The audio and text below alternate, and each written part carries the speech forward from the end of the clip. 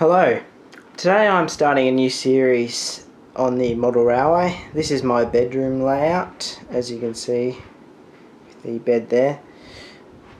But there needs to be a new addition to the layout before I can start any scenery work here. And that is the extension that runs along the back there, and I'm going to explain a bit about in a minute. This layout will be separate to the layout underneath and will be operated the same way with DCC, but couldn't be connected because the gradient would be coming from that point there, or with an exception could have come from that track there around the corner past the back as it is going and up onto the top station. That couldn't be achieved because the gradient for engaged trains would be far too steep. It would be something like a 1 in 29, which the minimum or the maximum you want is 1 in 30. So it was way too steep for trains to rise, and the gradient around the corner to start was far too hard. So what is going to happen is all this area here up to where that ballasting starts is going to be under tunnel, and so all it will be covered, and then it will run along the back behind that train there, or across those two tracks. I'm thinking of having a viaduct along here, so it will cross the tracks somewhere here and then finish going behind the tracks where the DMU is at the moment, and that bit's of set track and stuff, and we'll end up finishing there. So now comes to the stage of planning. The first stage you need to do when building a new extension to the layout or a model railway. I have the tops for the baseboards, as you can see there and here, and these are just set out so I can lay some points that I've got and find out the track plan and what I want to do and what I can do.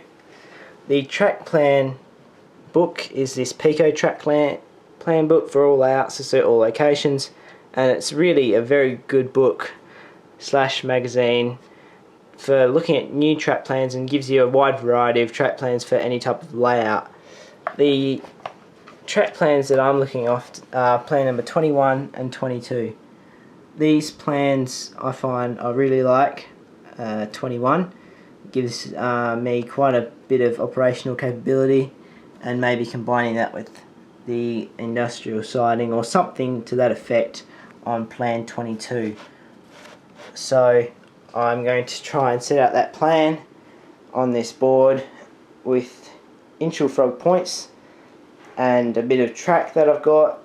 It's not going to be operated with Inchel Frog points because they are not as reliable as the points on the rest of the layout, excluding that one over there, which are all Electrofrog, and N-Gauge seems to operate a lot better on Electrofrog with me, and considering I might have 060 shunters up here, Electrofrog is the way to go.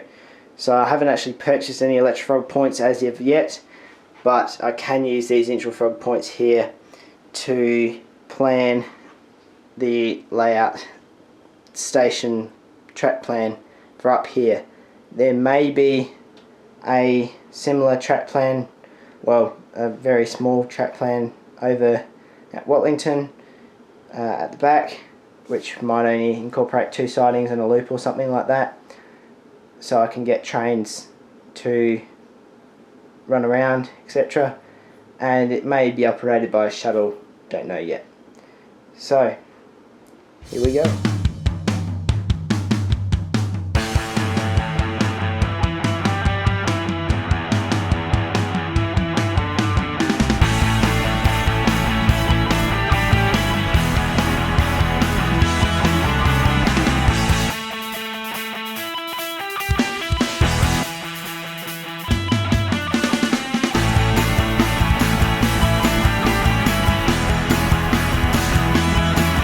So as you can see, the track plan is down very loosely as just some bits of interfold points and bits of track.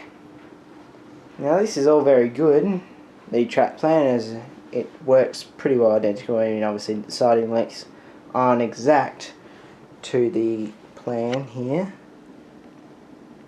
but the plan is there. Now I've got some dilemmas here.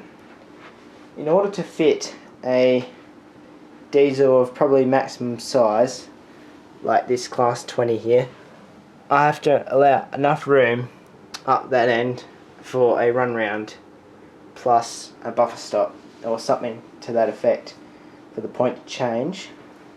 I also have a dilemma of the length of sidings I can do, because as you can see with this track plan, it is quite narrow, although here it is also narrow, but towards the coal drops you can see it gets a bit quite wider between those tracks.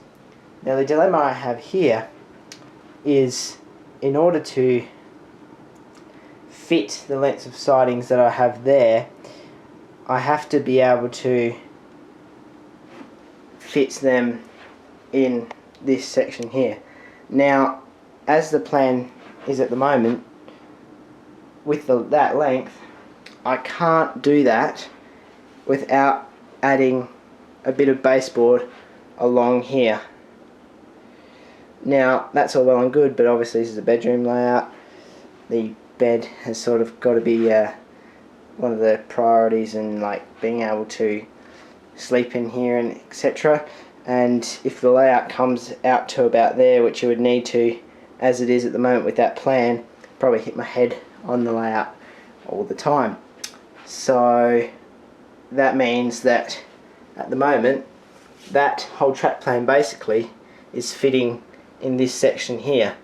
That's all well and good, but it does compromise the amount of space I could use, because that's putting a track plan there is all fine, but that's wasting quite a lot of area down here. So as it would be at the moment, it would only be sort of along here that the track plan would be, and it'd be nothing in the rest of the section. Okay, that's alright. I can put a quite a little nice township there, but that, if I put something there that's other than sort of flat ground or maybe a small undulation, I'm going to block all the trains that you're going to see back here. So I'm going to have to go back to the drawing board and sort of remodel this track plan. Okay, so the remodeling has been done. The gap there between the end and the point should still fit that diesel, and it quite easily does. So a Bobo would be the maximum you want to run up here. I have fixed the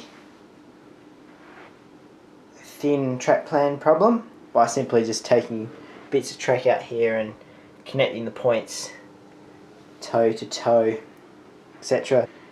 But I still have a bit of a dilemma here.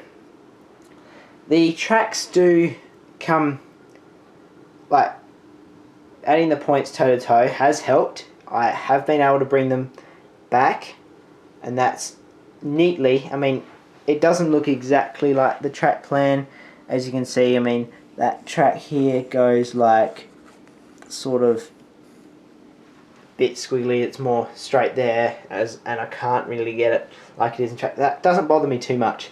You still get that kind of effect with the gap between them.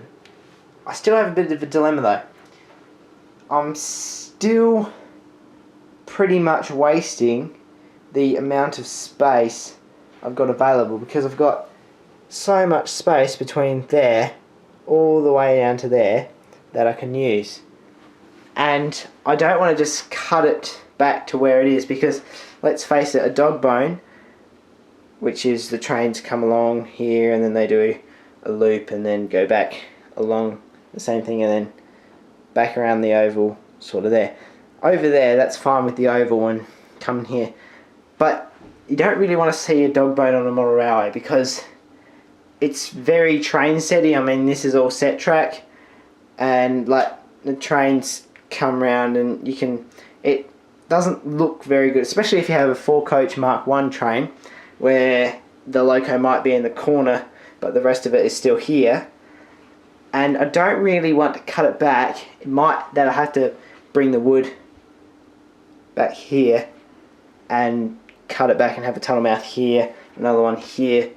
But then that still leaves the problem of that 4-coach train. Loco leaves the tunnel here. By the time it gets to there, the last coach is leaving the tunnel here. Looks a bit funny. So I've still got a bit of a dilemma.